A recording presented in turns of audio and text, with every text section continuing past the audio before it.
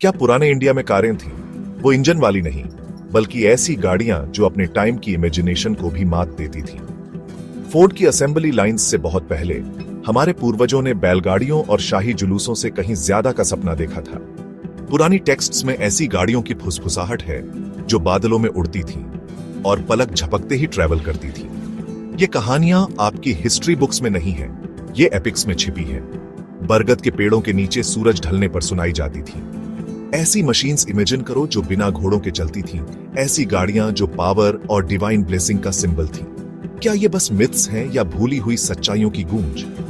हमारे पूर्वज astronomers, mathematicians, architects थे, ऐसे विजनरीज जिन्होंने वंडर्स इमेजिन किए। सेल्फ प्रोपेल्ड व्हीकल्स की कहानियां पास्ट के बारे में हमारे व्यू को चैलेंज करती हैं, साइंस और मिथ के बीच की लाइंस को धुंधला करती है। डिस्टेंस को विक्ट्री ने की इच्छा टाइमलेस है।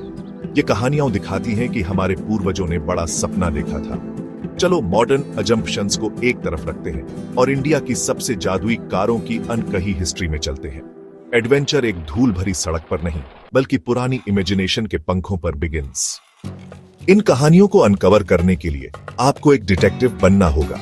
म्यूजियम्स में नहीं, बल्कि पुरानी मैन्युस्क्रिप्ट्स और मंदिर की नक्काशी में क्वेसना होगा।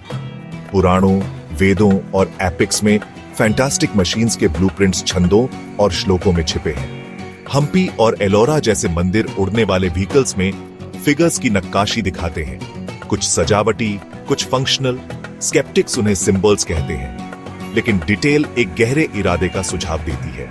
पूरे इंडिया में विमान, एक सेल्फ मूविंग व्हीकल का आइडिया लिटरेचर और आर्ट में बना रहता है। विमान जमीन, पानी और हवा में ट्रैवल कर सकते थे, जो मिस्ट्रीमयी फोर्सेस या मंत्रों से चलते थे। यह सिर्फ एक कवि की फैंटेसी नहीं थी, यह एक साझा कल्चरल ड्रीम था। पत्थर और ताड़ के पत्तों में ये गूंज एक सिविलाइजेशन को अपनी रियलिटी से आगे बढ़ते हुए दिखाती है। बैलगाड़ी उनकी दुनिया थी, लेकिन विमान उनकी एस्पिरेशन था। ये कहानियां टेक्नोलॉजी से बंधी न होने वाली इमेजिनेशन का प्रूफ है। हमारे पूर्वजों ने सुपरकार्स, जेट्स और स्पेसशिप्स का सपना देखा था। ऐसी चीजें मौजूद होने से बहुत फर्स्ट। उनके विजन आज भी हमें इम्पॉसिबल इमेजिन करने के लिए चैलेंज करते हैं। सभी लेजेंडरी व्हीकल्स में पुष्पक विमान सबसे अलग है। रामायण के दिल में एक उड़ता हुआ पैलेस विश्वकर्मा ने ब्रह्मा के लिए बनाया, फिर कुबेर के पास था। यह ब्यूटी और पावर का एक अजूबा था, विशाल, सजावटी और लग्जरी से भरा हुआ बताया गया है। यह किसी भी पैसेंजर्स को फिट करने के लिए फैल या सिकुड़ सकता था। विमान विचार की गति से चलता था, अपने मालिक की इच्छा से गाइड होता था। रावण ने इसे चुरा लिया, इसे अपनी शक्ति के सिंबल के रूप में और सीता का अपहरण करने के लिए इस्तेमाल किया। उसके हाथों में यह आतंक का एक उपकरण बन गया, आकाश में एक सुनहरा पिंजरा। रावण की हार के बाद राम ने अयोध्या लौटने के लिए विमान का इस्तेमाल किया, इसे पुनर्मिलन और विजय के रथ में बदल दिया। घर वापसी की जर्नी को सांस रोक देने वाली ब्यूटी के साथ डिस्क्राइब किया गया है। आकाश से लैंडमार्क्स दिखाए गए। पुष्पक विमान की कहानी शक्ति की जर्नी को दर्शाती है, क्रिएशन, मिसयूज और रेस्टोरेशन। ये प्राचीन इंडिया ये लोक कथाओं में सबसे फेमस कार है। आश्चर्य और नैतिकता दोनों का एक सिंबल। इसकी लेजेंड प्राचीन इमेजिनेशन की ऊंचाइयों का प्रमाण बनी हुई है। पुष्पक विमान को अंडरस्टैंडिंग के लिए हमें रामायण की दुनिया को देखना होगा, एक जीवित परंपरा जो हजारों सालों से इंडिया को आकार दे रही है। यह एपिक 700 ईसा पूर्व और 300 ईस्वी के बीच लिखी गई सिर्फ मनोरंजन से बढ़कर थी। यह जीवन के लिए एक गाइड थी। हर कैरेक्टर और ऑब्जेक्ट का गहरा सिंबॉलिक मीनिंग था। विमान सिर्फ एक उड़ने वाली मशीन नहीं था, बल्कि शक्ति और नैतिकता का प्रतिबिंब था। कुबेर के हाथों में यह सौम्य था, रावण के हाथों में अहंकार का एक उपकरण, राम के हाथों में न्याय का एक वाहन। विमान एक कैरेक्टर बन गया। इसकी जर्नी एपिक के मोरल आर्क को दर्शाती है। पोएटों ने ह्यूमन नेचर और डिवाइन विल के बारे में गहरे सच को अंडरस्टैंडिंग आने के लिए इसकी भव्यता का इस्तेमाल किया। इसकी गति एक शुद्ध मन की शक्ति का प्रतीक थी, इसकी समावेशिता डिवाइन कंपैशन का। प्राचीन दर्शकों के लिए विमान एक कॉस्मिक वंडर था, सिर्फ एक टेक्नोलॉजिकल मार्वल नहीं। यह धर्म के लिए एक मेटाफर था जो एपिक के कपड़े में बुना हुआ था। पुष्पक विमान की कहानी टेक्नोलॉजी, नैतिकता और आध्यात्मिक एस्पिरेशन का एक मिश्रण है।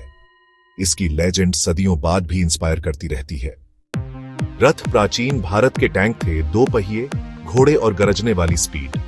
लेकिन पुष्पक जैसे विमान एक अलग लीग में थे। उड़ने वाले महल सिर्फ तेज रथ नहीं, वे विचार की गति से चलते थे, जो घोड़ों से परे किसी चीज से चलते थे। डिस्क्रिप्शन में लग्जरी की बात है, कई मंजिला महल, बगीचे और शांत एफर्टलेस मोशन। ये वाहन जमीन, पानी और आकाश को पार कर सकते थे, यहां तक कि दूसरी दुनिया में भी जा सकते थे। शोरगुल वाले रथों के विपरीत विमान एक हल्की गुनगुनाहट या पूरी चुप्पी के साथ चलते थे। ये गाड़ी का विकास नहीं था, बल्कि एक नई तरह की टेक्नोलॉजी में एक छलांग थी। प्राचीन कवि बेहतर घोड़ों की कल्पना नहीं कर रहे थे, उन्होंने उनके बिना एक दुनिया का सपना देखा था। विमान सभी सीमाओं से मुक्ति था, एक विजन जो डिवाइन के करीब था। ये कहानियां मॉडर्न लगती हैं क्योंकि उन्होंने अकल्पनीय की कल्पना करने की हिम्मत की। प्राचीन कल्पना रियलिटी से बंधी नहीं थी, यह उड़ती थी। यही इन कहानियों को इतना स्थायी और इंटरेस्टिंग बनाता है। हम प्राचीन ग्रंथों में इन एडवांस्ड व्हीकल्स को कैसे एक्सप्लेन करते हैं? एक व्यू, विमान शुद्ध मिथ है, दिव्य शक्ति और मानव क्षमता के प्रतीक। दूसरा, वे कल्चरल मेमोरीज हैं, वास्तविक लेकिन कम शानदार टेक्नोलॉजीज का एग्जैजरेशन। सदियों से एक बढ़िया कैरेज दोबारा बताने में एक उड़ता हुआ महल बन जाता है। कुछ लोग एक खोई हुई टेक्नोलॉजी का प्रस्ताव करते हैं, उड़ने वाली मशीन्स के प्राचीन ब्लूप्रिंट्स जो दुनिया भर की लेजेंड्स में गूंजते हैं।